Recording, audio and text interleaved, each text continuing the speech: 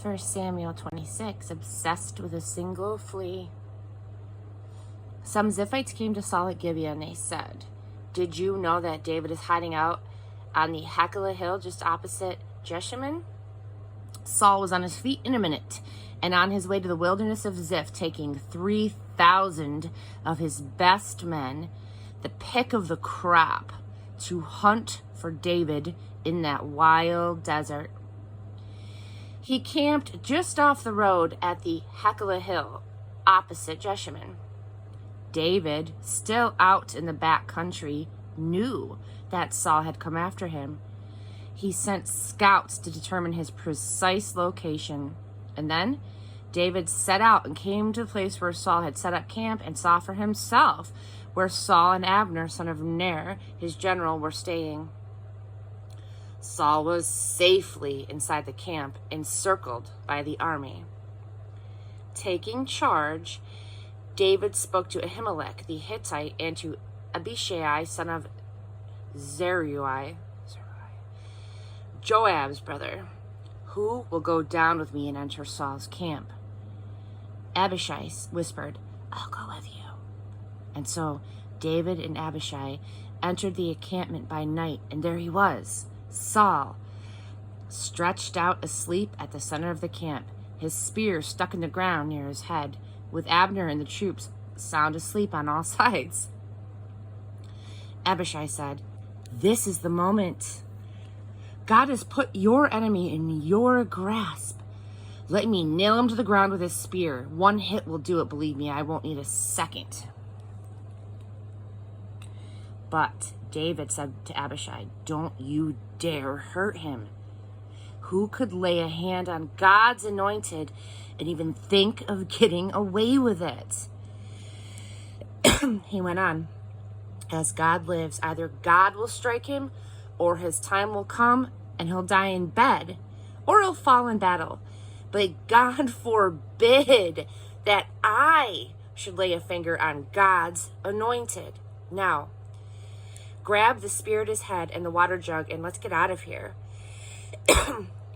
David took the spear and the water jug that were right beside Saul's head, and they slipped away.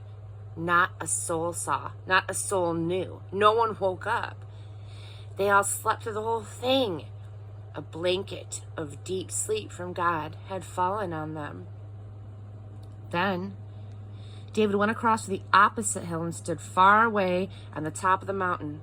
With this safe distance between them, he shouted across to the army and Abner, son of Ner, "Hey, Abner, how long do I have to wait for you to wake up and answer me?" Abner said, "Who's calling?" "Aren't you in charge there?" said David. "Why aren't you minding the store? Why weren't you standing guard over your master, the king, when a soldier came to kill the king, your master? That is very bad form. As God lives, your life should be forfeit. You and your entire bodyguard. Look at what I have. I have the king's spear and water jug that were right beside his head."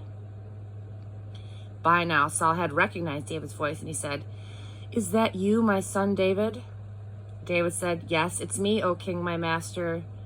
Why are you after me, hunting me down? What have I done? What crime have I committed?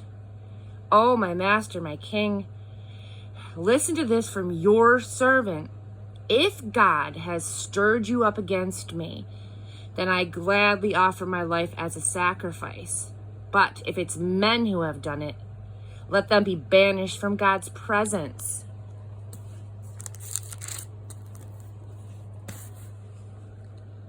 They've expelled me from my rightful place in God's heritage, sneering, "Out of here.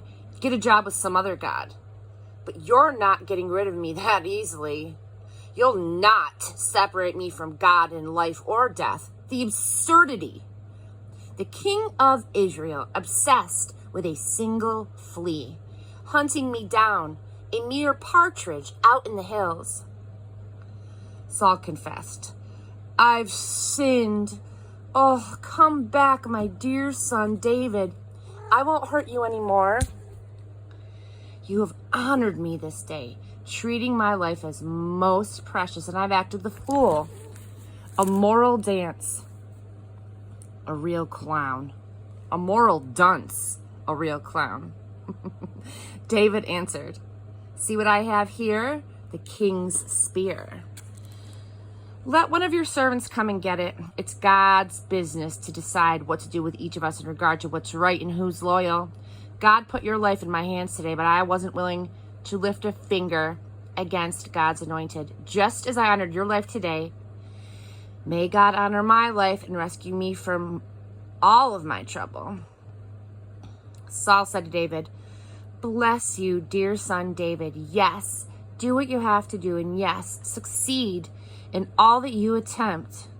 And then David went on his way, and Saul went home.